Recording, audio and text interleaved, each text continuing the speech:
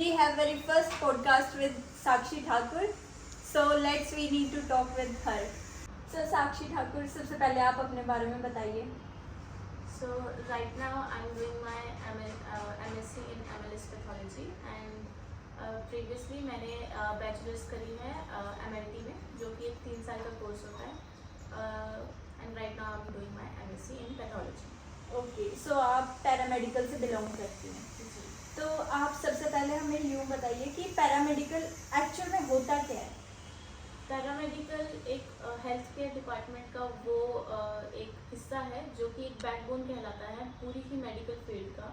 ये वो लोग होते हैं जो डॉक्टर्स को सपोर्ट करते हैं उनकी डायग्नोसिस में, प्रोग्नोसिस में एंड अदर जो होती हैं उनकी डायग्नोसिस वगैरह उनमें हेल्प करते हैं. इसके अंदर जो हमारे लैब टेक्नीशियंस हो गए, रेडियोलॉजिस्ट हो गए एंड अदर जो लोग हैं वो सारे इसमें इंक्लूडेड होते हैं.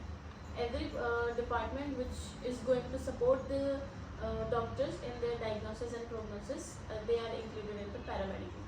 बट साक्षी, आज के टाइम में ऐसा होता है कि लोग इसको एक बैकअप ऑप्शन रखते हैं. पहले पेरेंट्स और स्टूडेंट्स ऑल्सो सबसे पहले वो चाहते हैं कि हम नीट क्लियर करें, MBBS करें.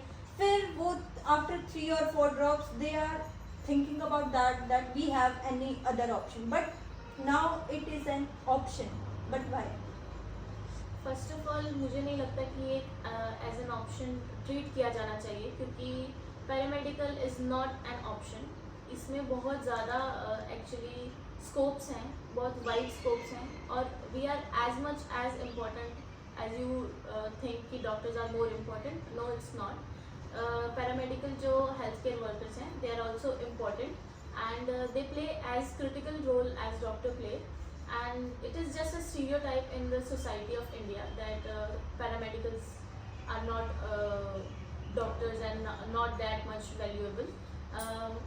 And I suggest to my all the viewers that please take this moment and think about it, because paramedical जो है वो एक कोई option नहीं होनी चाहिए, क्योंकि इससे आप बहुत सारे लोगों का उतना ही भला कर सकते हो जितना एक डॉक्टर करता है.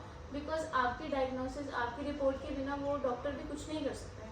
वो आपको नहीं बता सकता कि which disease you are going to have, या फिर आपको क्या हो रहा है, कैसे हो रहा है, उसको मेडिसिन या ट्रीट कैसे करना है. हाँ, क्योंकि आज के टाइम पे लोग MBBS डॉक्टर बहुत ज़्यादा बनना चाहते हैं कि हम डॉक्टर कहलाएं. बट ये एक ऑप्शन की तरह ट्रीट कर रहे हैं लोग कि भाई नहीं, तुमसे नहीं हो पा रहा है तो तुम ये कर सकते हो. ये भी एक डॉक्टर जैसा ही है. आज के टाइम पे लोग खुद को दिलासा दे के ये करते हैं कि चलो अब पैरामेडिकल की तरफ मूव कर लेते हैं. तो ये तो कोई सही बात नहीं है. तो आप इसको कैसे जस्टिफाई करोगे कि तुम लोग ये तो ना सोचो कि ये कोई गलत काम है. अब एज अ लैब टेक्नीशियन लोग समझते हैं लैब टेक्नीशियन क्या एक यूरिन या स्पूटम तक ही रह गया है. क्या ये स्टेटमेंट उन लोगों की ठीक है? क्या ये माइंड सेट ठीक है कि हाँ हम लोग यूरिन और स्पूटम और स्टूल तक ही रह चुके हैं? ये बिल्कुल ही बहुत गलत परसेप्शन है अबाउट पैरामेडिकल. पैरामेडिकल पहले के टाइम पे इन द हिस्ट्री ये था कि हाँ पैरामेडिकल बहुत ज़्यादा लैग कर रहा था इंडिया में स्पेशली. मतलब अगर आप पैरामेडिकल का हिस्ट्री देखोगे तो पैरामेडिकल ने आज के टाइम पे बहुत ज़्यादा प्रोग्रेस कर ली है. और आज के टाइम पे there are new techniques, there are next like gene sequencing techniques and all these are included in the paramedical. And we are the people who going to do all these things. And I think कि इसको as a backup लेके चलना या फिर इसको disrespect करके देखना कि हाँ ये तो सिर्फ यूरिन, ब्लड एंड स्पूटम ये सभी वो करते हैं, ये एक बहुत ही गलत परसेप्शन है लोगों का.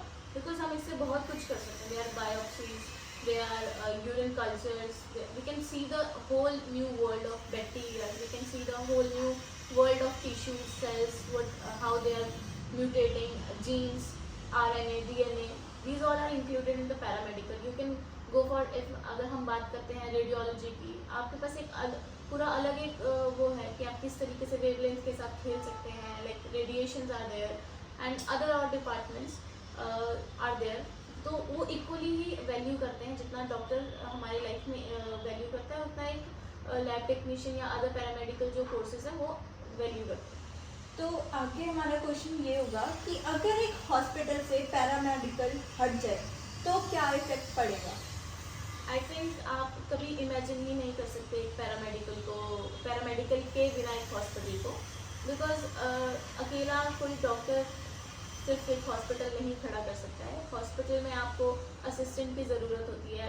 पैरामेडिकल में I am not only talking about lab technicians और radiologists. There are nurses, there are other workers also. तो मैं उन सभी के बारे में बात कर रही हूँ कि without nurses you can not get the assistance. Lab technicians के बिना आप डायग्नोसिस नहीं कर सकते, एंड अदर जो भी हमारे Radiologists. टेस्टिंग्स उनके बिना आप नहीं कर सकते हो। तो everyone have their own integrity और उनकी खुद की एक स्पेशल जगह होती है। और अगर आप उनको ऐसे सोचो कि हाँ भाई इनके बिना भी चल सकता है, तो ऐसा नहीं है। Without paramedical doctor can not diagnose you and cannot give treatment to you. एक तरह से देखा जाए तो पैरामेडिकल बेस है, हम यूँ नहीं कह सकते कि ये ऑप्शन है या कोई भी बैकअप ऑप्शन, कुछ नहीं। बट क्या अब आप बता सकते हैं स्टूडेंट्स को कि क्या आगे इसके बेनिफिट्स होंगे, क्या आप आगे पढ़ोगे, क्या आप आगे बनोगे, क्या आप गाइड कर सकते हो स्टूडेंट्स को as a MSc student? Yes of course, इसमें बहुत सारी फील्ड्स हैं, बहुत सारी कोर्सेज होते हैं पैरामेडिकल में। आप अगर सिंपली पैरामेडिकल गूगल पे जाके भी सर्च करोगे तो आपको मतलब like there are around bunch of courses there you can go through for this, and there are eligibility only for class 2 and medical you have to do. First of all you have to do bachelor's whatever you are doing, like me in my case मैंने bachelor's करी थी MLT में, जिसका मतलब होता है laboratory medical technician। And इसमें हम जितने भी हमारे सैम्पलिंग होती है, tissue and blood, urine, sputum, everything, your body fluids, everything we are including and give the report and diagnosis to the doctor. And आपके पास अदर भी ऑप्शंस हो सकते हैं। उसके बाद मैंने अभी MSc करी है, and now I am thinking that कि मैं अभी PhD भी इस फील्ड में करूँगी and do some good thing for तो सोसाइटी। अब आप स्टूडेंट्स को बताइए कि क्या इसका आपका पूरा स्टडी प्लान रहता है? ये कोई ऐसी चीज़ नहीं है कि हाँ तुम लोग MBBS नहीं कर सकते, तुम इतना नहीं पढ़ सकते तो तुम इतना थोड़ा सा ही पढ़ लो। ये कोई ऐसी चीज़ नहीं है, यहाँ पे भी पढ़ाई होती है। किस बारे में आप पढ़ रहे हो, ये सारी चीज़ें आप बताओ। सो ऐसा नहीं है कि हाँ अगर आप डॉक्टर की पढ़ाई नहीं कर सकते हो तो आप कोई भी पैरामेडिकल का कोर्स उठा लो और आप कुछ भी कर लो। It is not like that कि और अगर मैं आपको बताऊँ तो आज के टाइम पे बहुत ज़्यादा हाईली डिमांड है पैरामेडिकल में। बहुत ज़्यादा जॉब्स आ रही हैं पैरामेडिकल की, बहुत ज़्यादा ज़रूरत है हेल्थ सेक्टर को एक पैरामेडिकल स्टूडेंट्स की और प्रोफेशनल्स की। जो इसमें टॉपिक्स रहते हैं वो एज इम्पोर्टेंट एज डॉक्टर होते हैं। हमें भी फिजियोलॉजी, एनाटॉमी इन सब का पता होना चाहिए। वी ऑल्सो, मैं ऐसा नहीं कहती हूँ कि हाँ भाई हम ज़्यादा सुपीरियर हैं। We all know that doctor have to read and know much more than us, but yeah it is not easy. It is not like that if you can not do doctor या MBBS anything else you can pursue your paramedical. Paramedical is also very hard if you go through it. The syllabus is like you have to know anatomy, physiology, molecular biology, and there are histopathology and hematology, biochemistry, there are immunology. A lot of subjects it covers, and I think we should respect all equally. तो अब ये थोड़ा बहुत ज़्यादा ही educational हो गया है, तो आप अपने कुछ इंसिडेंट बताइए कि कुछ फनी इंसिडेंट जो आपके साथ हुए हों एज अ स्टूडेंट, कुछ भी शेयर कीजिए प्लीज़। एज अ स्टूडेंट तो मैं नहीं कहूँगी। अगर मैं सोसाइटी की बात करूँ तो लोगों को इतना नहीं पता है पैरामेडिकल के बारे में। तो जब भी मैं अपने गांव में जाती हूँ तो वहाँ पे जब सबको मैं बताती हूँ कि मैं क्या करती हूँ, तो वो मुझे ऐसे ही कहते हैं कि अरे हमारा छोटा डॉक्टर आ गया, छोटा डॉक्टर आ गया। तो they use to call me a छोटा डॉक्टर। तो that I just correct them कि आई एम नॉट अ छोटा doctor, I am as equivalent to doctor, so please don't call me छोटा डॉक्टर। या ओके, सो आगे हम बढ़ते हैं। तो आगे इस रिसर्च फील्ड में स्टूडेंट्स और क्या कर सकते हैं, क्योंकि उन्हें ऐसा लगता है कि हम सिर्फ टेस्ट तक ही रह सकते हैं, आगे हमारे पास कोई ऑप्शन नहीं होता। हम लैब में काम कर लेंगे, ज़्यादा से ज़्यादा हम असिस्टेंट प्रोफेसर बन जाएंगे, बस उनकी सोच वहाँ तक है। तो आप कैसे उनकी सोच आगे डेवलप करना चाहते हैं? इट इज़ आई थिंक कि जो भी हमने अभी तक पैरामेडिकल में प्रोग्रेस करी है ये शायद इसीलिए करी है क्योंकि जो पैरामेडिकल के स्टूडेंट्स थे उनका आज के टाइम पे नॉलेज भी बढ़ी है और उन्होंने अवेयरनेस लाई है सोसाइटी में भी कि भाई paramedical is not easy task. तो मुझे ऐसा लगता है कि हमें लोगों के बीच में एक अवेयरनेस होनी चाहिए कि हाँ भाई पैरामेडिकल क्या है, कैसे है। और स्टूडेंट्स को भी, जो पैरामेडिकल के स्टूडेंट्स हैं, उनको ऐसा नहीं सोचना चाहिए कि भाई हाँ हम तो सिर्फ टेस्टिंग के लिए है, क्योंकि कई बच्चे होते हैं, लॉट ऑफ बच्चे हैं जो यही सोच के आए हैं, जिन्होंने नीट ड्रॉप लिया, उनका नीट नहीं हुआ तो वो पैरामेडिकल में आ गए। तो उनका माइंडसेट ही ऐसा है कि हाँ भाई हम सिर्फ सैम्पलिंग वो करने खुद के में लिए। ही डिसरिस्पेक्ट फील कर रहे होते हैं आज के टाइम पे। अगर आप कोई भी टेस्टिंग कर रहे हो तो आप ये सोच के चलो कि without your testing nothing is going to happen. तो उसमें ऐसा होता है कि अगर जब तक बच्चा खुद ही नहीं कॉन्फिडेंट फील करेगा अपने कोर्स के बारे में या अपने प्रोफेशन के लिए, तो और कोई और आपको रिस्पेक्ट भी नहीं करेगा। तो हमें पहले खुद को रिस्पेक्ट करना आना चाहिए, कि अपने कोर्स को रिस्पेक्ट करना आना चाहिए, अपने प्रोफेशन को रिस्पेक्ट करना आना चाहिए। एंड नॉट लिमिटाइज योर नॉलेज कि हाँ भाई मैं तो एक लैब टेक्नीशियन हूँ तो मैं इतना ही पढ़ूंगा, मैं कौन सा डॉक्टर बन रहा हूँ। आपको जितना नॉलेज मिलता है, जहाँ से नॉलेज मिलता है उतना लो। MSc में मेरे सर हैं तो वो PGI में वो रह चुके हैं, उन्होंने PGI से ही लैब टेक्नीशियन करी है, उन्होंने किया है। तो वो हमें अपना वहाँ का एक्सपीरियंस जब बताते हैं तो उनको देख के हमें भी इंस्पिरेशन मिलती है कि भाई कितना वो है, क्योंकि वो हमें बताते हैं कि आपको नॉलेज इतनी इस लेवल की होनी चाहिए कि भाई इवन डॉक्टर्स जो होते हैं, जो MD लेवल के डॉक्टर्स हैं, वो भी आपके सामने रिस्पेक्टफुली बात करें, वो आपके रिजल्ट्स को क्वेश्चन ना करें और आपको रिस्पेक्ट दें। और वो अभी हमें बताते हैं कि आज भी डॉक्टर्स MDs होते हैं, वो उनके पास आते हैं और उनको अप्रिशिएट करते हैं कि सर आपकी ही वजह से हमें इतनी नॉलेज हमें मिली है और हम आज इस लेवल पे हैं।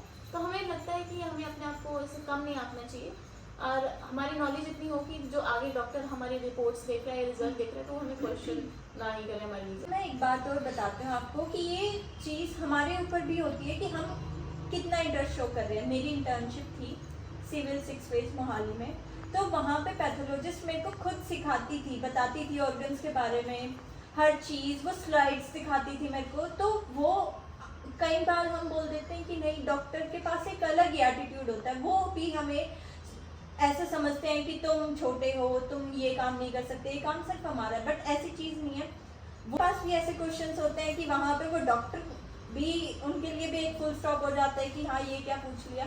तो ऐसी कोई बात नहीं है कि नॉलेज की, एजुकेशन की कोई एज लिमिट नहीं होती है या कोई ऐसी पोजीशन नहीं होती है कि तुम इस पोजीशन पे हो, हम इस पोजीशन पे हैं, हम क्वेश्चन नहीं पूछ सकते या हम तुम्हें जवाब नहीं दे सकते, वी आर सुपीरियर, तुम कौन होते हो ये सब पूछने वाले।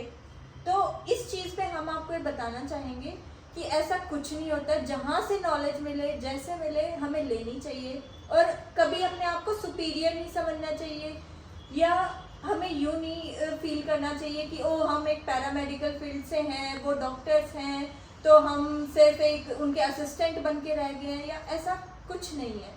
So please be clear your mind. And the other thing is कि apart from this, the word is relative or society also feel like that they are the backup options, they can't do NEET or whatever, so ये चीज़ शायद हमें improve करने की ज़रूरत है। तो आप इस बारे में क्या बोलेंगे, क्योंकि यहाँ पे हम सारे एक पैरामेडिकल स्टूडेंट्स हैं, तो हमें कहीं ना कहीं रिलेटिव से ये सुनने में आता है ओ हमारे बच्चे डॉक्टर कर रहे हैं, MBBS कर रहे हैं, ये सब, और आपकी क्या। वहाँ पे पेरेंट्स थोड़ा सा डाउन फील करते हैं कि नहीं, वो बता नहीं पाते, और सोसाइटी हमारे कामों को एक अलग ही तरीके से एक्सप्लेन करती है। लाइक अ शेफ, क्या शेफ है, रसोइया है, कह सकते हैं। लैब टेक्नीशियन क्या है, खून के टेस्ट करता है जी या करती है जी। सो हमें सोसाइटी का माइंडसेट थोड़ा क्लियर करना पड़ेगा इस सब चीज़ को लेके कि डॉक्टर ही सब कुछ नहीं होता है। लोग बोलते हैं कि सब कुछ बंद हो सकता है पर कभी डॉक्टर की दुकान नहीं बंद हो सकती, ये भी एक स्टेटमेंट होती है। तो आप अब इस चीज़ पे बताइए कि कैसे हम लोगों का माइंड क्लियर कर सकते हैं। जैसे मैंने आपको पहले भी बताया, ये जो माइंडसेट है, सबसे पहले आपने वो बात सुनी होगी कि शुरुआत अपने घर से करनी चाहिए। तो पहले तो हमें बच्चों का, जो स्टूडेंट्स हैं, उनका ही माइंडसेट बदलना होगा कि हाँ जो तुम कर रहे हो वो कोई 3rd क्लास या फिर 2nd क्लास ग्रेड जॉब नहीं है, वो एक अच्छी जॉब है और उसके बिना कुछ भी नहीं हो सकता है। और अगर आप खुद कॉन्फिडेंट हो तो आपके पेरेंट्स आप में कॉन्फिडेंस दिखाएंगे और वो फिर आगे आपको सपोर्ट करेंगे। एंड अगर आप खुद कॉन्फिडेंस हो फिर आपके पेरेंट्स में कॉन्फिडेंस आएगा, वो आगे बोल सकते हैं कि हाँ भाई ऐसा नहीं ऐसा होता है। And everyone knows that doctor need assistance and वो असिस्टेंट हम हैं, और असिस्टेंट के बिना doctor can not diagnose anything. So ये परसेप्शन पहले हमें, मुझे लगता है कि स्टूडेंट से चालू करना पड़ेगा। स्टूडेंट्स को अपनी खुद की वैल्यू और वर्थ जाननी पड़ेगी। यही चीज है कि हमें पहले खुद की रिस्पेक्ट करनी पड़ेगी, फिर जाके हमारी रिस्पेक्ट कोई और कर सकता है। और ये बात कि डॉक्टर की दुकान कभी बंद नहीं होगी, तो टेक्नीशियंस की दुकान भी कभी बंद नहीं होगी अगर डॉक्टर की दुकान कभी बंद नहीं होगी। That will be a very highlighting. अगर पैरामेडिकल की भी दुकान कभी बंद नहीं हो सकती अगर डॉक्टर्स की दुकान कभी बंद नहीं होती। तो प्लीज़, दुनिया में कुछ भी हो सकता है पर हमारी जॉब एआई नहीं खा सकता। यस। सो इसके साथ साथ आप हमें ये बताइए कि स्टूडेंट्स ही खुद एक दूसरे के साथ कंपटीशन, हम एक कॉलेज जाते हैं, हम रात 12 के स्टूडेंट हैं, वहाँ पे डेंटल कॉलेज है, वहाँ के स्टूडेंट्स का कुछ अलग ही हो रहा है, हम सब उनको देखते हैं, तो स्टूडेंट्स ही स्टूडेंट्स को ऐसे शो करते हैं कि या we are superior, what are you doing here. Look, इस पे मैं ये कहना चाहूँगी कि देखिए, हमें कभी भी जो ये ग्राउंड लेवल होता है ना, स्कूलिंग एंड एजुकेशन, कॉलेज, ये ग्राउंड और रूट लेवल होता है। यहीं से बच्चे का बेस बनता है और यहीं से बच्चा सीखता है। अगर आप MBBS डॉक्टर है या फिर BDS है या फिर जो भी आप हमारे जो भी डॉक्टरेट वाले कोर्सेज हैं, अगर आप उनको बताओगे कि हाँ भाई पैरामेडिकल आपके असिस्टेंट हैं, आपके हेल्थ केयर होते हैं, तो आपको उनको इक्वली ट्रीट करना चाहिए। आपको भी उनको उनकी एडवाइस लेनी चाहिए, उनसे सीखना चाहिए, क्योंकि आपको सीखने को कहीं से भी मिल सकता है, राइट। और जो पैरामेडिकल है, उनके जो बच्चे हैं, उनके जो स्टूडेंट्स हैं, उनको भी हमें ये बताना चाहिए कि आपको डरना नहीं है। वो डॉक्टर है तो क्या हुआ, आप अपने फील्ड में मास्टर्स हैं, आप अपनी फील्ड के डॉक्टर हो और वो अपनी फील्ड का डॉक्टर है। तो आप अगर वो आपसे कुछ पूछ रहे हैं तो आपको बताना चाहिए, आपको उनसे डरना नहीं चाहिए और अपने आप को कभी उनसे कम बन सकते हैं कि हाँ अभी हम उनसे कम है। क्योंकि अगर आपके पास नॉलेज है तो, और डॉक्टर ऐसे होते हैं कि उनको भी ऐसा कोई मज़ा नहीं आता कि आपको कम वो करवाएं। अगर आप अच्छे किसी हॉस्पिटल में जाओगे तो वहाँ पे आप देखोगे कि पैरामेडिकल के जो हमारे हेल्थ केयर वर्कर्स हैं और जो डॉक्टर्स हैं, इनके बीच में एक बैलेंस होता है। दे इक्वली ट्रीट ईच अदर, कि वो कभी डिसरिस्पेक्ट नहीं करते हैं, कुछ नहीं करते, वो उनकी सजेशंस लेते हैं। मैंने जिस हॉस्पिटल से इंटर्नशिप करी थी, वहाँ पे डॉक्टर्स आके जो टेक्नीशियंस होते थे उनके साथ डिस्कस करते थे कि सर ऐसा ऐसा रिपोर्ट है, पेशेंट को ऐसा है, तो कैसे आपने क्या क्या आ रहा है। ये बैलेंस बहुत ज़्यादा इम्पोर्टेंट होना चाहिए। ये होना चाहिए, और मुझे लगता है कि आने वाली जनरेशन में ये बैलेंस कहीं ना कहीं लैग कर सकता है अगर यही माइंडसेट रहा कि हाँ डॉक्टर्स आर सुपीरियर। तो जो डॉक्टर्स होंगे वो हमसे भी कुछ नहीं सीख पाएंगे, और जो हम हैं वो डॉक्टर से भी कुछ नहीं सीख पाएंगे। I think this should be ये चीज़ है। बट सो आपके अकॉर्डिंग साक्षी, एक पैरामेडिकल प्रोफेशनल बनने के लिए कौन से स्किल्स इम्पोर्टेंट हैं और क्या, कैसे टीचर्स को सपोर्ट करना चाहिए? Maybe you are our future assistant professor, so please tell us. मुझे जो लगता है, जो भी मेरा अब तक का एक्सपीरियंस रहा है, जितना भी मैंने स्टडी किया है, टीचर्स के साथ मैंने जो इंटरेक्शन रहा है, तो मुझे ऐसा लगता है कि अच्छा लैब टेक्नीशियन आप कैसे बन सकते हो। वेदर कई लोगों की ऐसी कंप्लेंट होती है कि हाँ भाई हमारी यूनिवर्सिटी में प्रैक्टिकल्स नहीं है, जैसे कि मेरे यूनिवर्सिटी में प्रैक्टिकल्स नहीं थे, बट वहाँ के जो टीचर्स थे उन्होंने हमें इतना एफिशिएंट, इतना एबल बनाया कि अगर तुम्हारा प्रैक्टिकल स्ट्रॉन्ग नहीं है तो you have to make your theory strong. आपकी थ्योरी इतनी स्ट्रॉन्ग हो कि अगला बंदा आपको क्वेश्चन ना कर सके कि हाँ तुम, बट आपकी थ्योरी भी स्ट्रॉन्ग होनी चाहिए कि जो आप कर रहे हो वो आप क्यों कर रहे हो। क्योंकि आप किसी भी इंसान को उठा के बता दोगे कि हाँ इसमें इतना डालो, इसमें इतना डालो और आपका रिजल्ट आ जाए, तो वो भी कर सकते हैं। बट आपको जब तक नहीं पता कि बिहाइंड द सीन क्या है उस चीज़ का, क्या वो हम क्यों कर रहे हैं, कैसे कर रहे हैं, किस लिए कर रहे हैं। और जो हमारे, अगर मैं अपने कोर्स की बात करूँ तो हमारे बीच में कुछ ऐसे कोर्सेज हैं, जैसे बायोकेमिस्ट्री है, वो अभी फुल्ली तरीके से ऑटोमेटिक हो चुकी है, फुल्ली ऑटोमेशन पर डिपेंडेंट है। बट तभी हमें उसकी थ्योरी पता होनी चाहिए कि हम ये टेस्ट क्यों कर रहे हैं, इसका रिजल्ट। अगर हम फर्दर कहीं जाते हैं इंटरव्यू के लिए तो सबसे पहले वो हमसे पूछते हैं उसका प्रिंसिपल, उसका वर्किंग। वो यूँ नहीं पूछते हैं कि तुम ऑटोमेटिक करके आए हो या सेमी ऑटोमेटिक करके आए। तो वो नॉलेज एक बेसिक होती है कि हर एक लैब टेक्नीशियन को पता होना चाहिए कि वो किस मशीन पे काम कर रहे हैं, उसका क्या प्रिंसिपल है। तो यही चीज़ें हैं कि आपकी स्किल्स भी मैटर करती हैं, आपकी थ्योरी, आपकी स्किल्स, आपको वर्किंग स्किल्स क्या क्या हैं। और आप एक अच्छा लैब टेक्नीशियन, आई थिंक कि जब आप पेशेंट की जो आपने सैंपल लिया है उसके साथ जस्टिफिकेशन करो, एक अच्छी रिपोर्ट उसको दो, आपकी जो रिपोर्ट हो वो एकदम सही हो, एक्यूरेसी हो। लाइक हमारे एक्यूरेसी के लिए बोला जाता है NABL एक्रीडेशन एक होती है हमारे यहाँ पे, लैब्स को मिलती हैं, तो वैसी उस स्टैंडर्ड की हो, उस क्वालिटी की हो कि जो पेशेंट है उसको रिग्रेट ना हो कि हाँ हमने ऐसी जगह पैसे दिए हैं तो खराब आया हमारे। हाँ, कुछ लोग होता है कि एक बार टेस्ट करवा रहे हैं, वो बार बार करवाना पड़ रहा है, कोई स्पेसिफिक जस्टिफिकेशन नहीं हो पा उनको रहा वो है। रिजल्ट या डायग्नोसिस नहीं मिल पा रही है, तो आप कुछ इस तरीके ऐसी टेस्टिंग करो कि भाई उन्हें वन गो में ही वो मिल जाए, रिजल्ट मिल जाए। तो दैट आई थिंक कि वो एक अच्छा टेक्नीशियन होगा। एंड और रही बात मेरे टीचिंग करियर की, सो मैं ज़रूर टीचिंग करियर में अपना वो बनाना चाहूँगी। मैं अपने टीचर से बहुत ज़्यादा इंस्पायर होती हूँ कि मैं टीच करूँ, आगे बच्चों को पढ़ाऊँ और उनको बताऊँ कि किस तरीके से उनका जो प्रोफेशन है वो कितना क्रिटिकल रोल प्ले करता है हेल्थ केयर सेक्टर में। तो अगर मेरी टीचिंग करियर की बात, अभी मैंने टीचिंग स्टार्ट नहीं करी, पर जो मेरे टीचर्स रहे हैं अभी तक जिन्होंने मुझे गाइड किया, दे ऑल आर फैंटेस्टिक। वो मुझे रिसर्च के लिए प्रमोट करते हैं, वो मुझे बोलते हैं कि हाँ बेटा रिसर्च करो, इस तरीके से आप कर सकते हो, आप ये पढ़ो वो पढ़ो एंड ऑल। तो जो मेरा बेसिकली जो मास्टर्स है वो हिस्टोपैथोलॉजी है मेरी। तो वो एक ऐसा कोर्स है जिसके अंदर you are totally need skills, क्योंकि वहाँ पे Yeah. कुछ भी ऑटोमेटिक नहीं है, आपको स्किल्स चाहिए टिश्यू कटिंग करने के लिए आप वहाँ पे एक आर्टिस्ट हो। यस वो है। और ये जो चीज़ थी ये मेरी एक मास्टर्स में ही हमारी एक मैम है, इंद्रजीत मैम है, और उनके पास भी बहुत एक्सपीरियंस है। तो उनके पास इतना एक्सपीरियंस है और साथ में वो इतनी जेनरस हैं कि उनके अंदर मुझे अपनी मदर दिखती हैं कभी कभी, क्योंकि वो हमारे लिए इतना केयर करती हैं, इतना सब कुछ करती हैं, और वो हमें इतना अच्छा गाइड करती हैं कि फ्यूचर में आप क्या कर सकते हो, किस तरीके से कर सकते हो। और वो हमें प्रमोट करती हैं कि हमें अपने जो प्रोफेशन है उसको किस तरीके से रिस्पेक्ट करना है। I just love how she teachers, how she inspire us, and इस तरीके की टीचर्स हमें और चाहिए ये यूनिवर्सिटी में और सबसे education system में। बेस्ट चीज़ होती है कि एक हमें अच्छा टीचर मिले, एक अच्छा गाइड मेंटर मिले।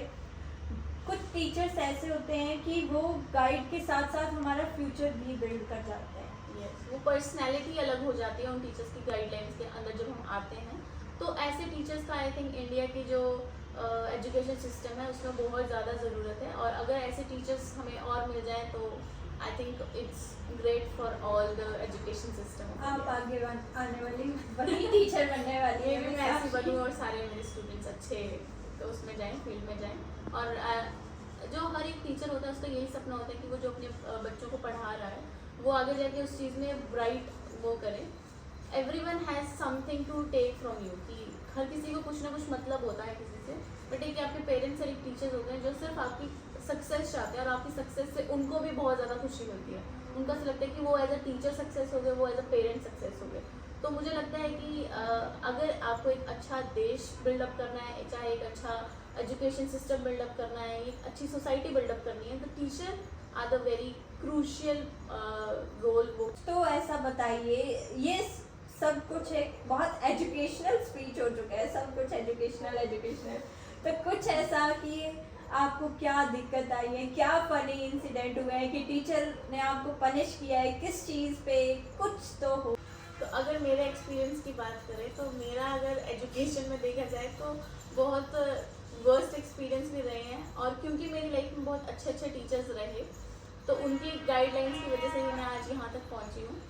एक्चुअली अगर आपने मूवी देखी होगी तारे ज़मीन पे, ये सबने देखी है। हाँ, तो ये हमारा उसके अंदर सबका जो चाइल्ड ईशान है, Ishan Awasthi, that is me, I am a dyslexic child. तो बचपन से ही मतलब मुझे ये सुनने को मिलता था कि वो पढ़ने में अच्छी नहीं है, ये पढ़ने में अच्छी नहीं है, मतलब मुझे बहुत वो मिला क्योंकि मेरी spelling mistakes, a lot of spelling mistakes, मेरी पूरी नोटबुक रेड होती थी। Still you are like this. मेरी पूरी नोटबुक ऐसे लाल होती थी और मुझे 10 आउट ऑफ 0, 1, 2 ऐसे ही मार्क्स मिलते थे। आई am not a bright child, ऐसा कुछ था।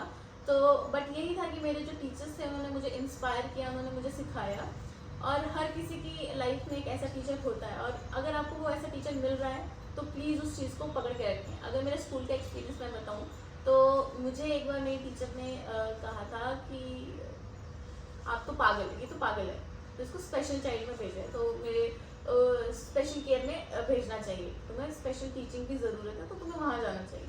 सो वो एक ऐसी चीज़ थी जो मुझे बहुत ज़्यादा हर्ट करके गई थी। बट वही है कि मेरे पेरेंट्स ने वहाँ पे हार नहीं मानी, वो हमेशा मुझे मोटिवेट करते रहे। इवन दो उनको पता है कि मेरी क्या मुश्किल है क्या है। अगर किसी और पेरेंट, मुझे लगता है नॉर्मली किसी और को पता होता तो वो अपने बच्चों पे इतना पैसा स्पेंड नहीं करते हैं। मेरी एजुकेशन पे बहुत ज़्यादा पैसा स्पेंड हुआ है और मैं चाहती हूँ कि जो वो पैसा स्पेंड हुआ है वो वर्थ इट हो और मैं उनको प्राउड फील करवाऊँ। बट जैसे टीचर्स हैं जो हमारी मैम है यहाँ पे, जैसे मुझे MSc में मैम मिली, मेरी बैचलर्स में हमारी बहुत मैम थी, मेरे स्कूल लाइफ में बहुत अच्छी मैम्स रही हैं। तो वही सारे टीचर्स जो हैं वो हमें इंस्पायर करते हैं कि आपकी जो नॉलेज है या फिर जो आपकी कमियां हैं वो आपको पीछे खींचती हैं, बट जो आपके अंदर का टैलेंट है वो आपको आगे लाता है। तो आपको हमेशा अपने टैलेंट पे अच्छी पॉजिटिव चीज़ों पे फोकस करना चाहिए। हर एक बच्चे का अपना कुछ वो होता है, टैलेंट होता है, बट वो ये कि सोसाइटी उसको टैलेंट को ना मानते। लोगों को ऐसा लगता है कि स्मार्ट होना मतलब सिर्फ जो पढ़ाई में स्मार्ट है वही स्मार्ट जो तेज होना ही मतलब Smartness, जिसके नंबर बहुत intelligence, ज्यादा आ रहे हैं, इंटेलिजेंट है वो तेज। बट मेरे अकॉर्डिंग स्मार्टनेस इज एनीथिंग, किसी भी चीज़ में अगर आप तेज हो, इंटेलिजेंट हो या स्मार्ट हो, उसको आप स्मार्टनेस में इंक्लूड कर दो। कुछ बच्चे डांसिंग में अच्छे होते हैं, कुछ बच्चे पढ़ाई में अच्छे हैं, कुछ लोग आर्टिस्ट बहुत अच्छे होते हैं, तो वो उनका अपना आर्ट है, वो उस चीज़ में स्मार्ट है, हम उस चीज़ में उनको बीट नहीं कर सकते। तो वैसे सबका अपना अपना आर्ट होता है, हमें सबको क्रेडिट देने चाहिए। Let me share you my experience. मैं कुछ टाइम भी नहीं, मेरा 8 तक गैप था due to my health issues. तो मैं 8th में जब उन बच्चों के साथ बैठी, मेरे को इंग्लिश नहीं आती, मैं एक हिंदी मीडियम से पढ़ी थी पहले, तो वहाँ पे मेरे को बहुत प्रॉब्लम आई। मैं बता नहीं सकती उन लोगों को, मेरे को भी फ्लेक्स करना है कि हाँ मेरे को आता है, बट बच्चे मेरे को जज कर रहे हैं कि इसको कुछ आता नहीं है, बैठना पसंद नहीं कर रहे हैं, और मेरे को लिटरली कुछ नहीं आता। मेरे को आज भी याद है, मेरे को उस टेस्ट पेपर में 20 आउट ऑफ 2 और 2.5 बस। पेरेंट्स भी शॉक थे, वो अलग से ताने दे रहे हैं कि कुछ भी नहीं आता है, पढ़ती नहीं है, पूरे दिन क्या करती है, पर वो उस चीज़ को नहीं समझ पा रहे थे कि हाँ इतना गैप हो गया है, तो कहाँ से मैं सीखूंगी। फिर वही टीचर्स का रोल, टीचर्स मेरे को इतने अच्छी मिली। एक टीचर थी मेरी 8th में, उन्होंने मेरे को बहुत सपोर्ट किया। वो पूरी क्लास को एक चैप्टर दे रही है तो मेरे को एक क्वेश्चन दे रही है, मैं वहाँ से फिर नेक्स्ट, मेरे को आज भी याद है मेरा नेक्स्ट टेस्ट था 20 आउट ऑफ 40, और मैं खुश इतनी थी कि जैसे मैंने 20 आउट ऑफ 100 कर दिया हो। और सबसे बड़ा रोल होता है कि हमें कंपेयर करा जाता है, मेरे को मेरे कजन्स के साथ कंपेयर करा जाता था कि वो कितने इंटेलिजेंट है, वो तुमसे छोटी है पर फिर भी इतनी तेज है। तो मेरे को अब भी याद है कि उसके भी 20 आउट ऑफ 14 आए और मेरे भी। देन मेरे को यूँ फील हुआ कि हाँ मैं कहाँ स्टैंड कर रही हूँ, कहाँ वही आई मैंने हूँ। कहा कि एक अच्छा टीचर एक अच्छी सोसाइटी, एक अच्छा कंट्री और एक अच्छा सिस्टम बना सकता है। वी नीड अ वेरी ऐसे टीचर्स हमें चाहिए हमारे एजुकेशन सिस्टम में जो कि ये करें। और तो अब इस पॉडकास्ट को एंड उस पे लाते हैं, रैप अप करते हैं। तो सबसे लास्ट क्वेश्चन, और आपको सिर्फ एक वर्ड में आंसर करना होगा और एक सेंटेंस में, कि पैरामेडिकल एक ऑप्शन है या नहीं। फॉर श्योर पैरामेडिकल एक ऑप्शन नहीं है। पैरामेडिकल हेल्थ केयर डिपार्टमेंट की, हेल्थ केयर सेक्टर की एक बैकबोन है। So we are going to end this podcast here. So please guys, आप लोग ये ना समझें कि ये एक ऑप्शन है और हम ऐसे ही एक दूसरे की डिसरिस्पेक्ट करते रहें ड्यू टू आवर प्रोफेशन। नहीं, ये एक बैकबोन है health care. Okay, so thank you guys.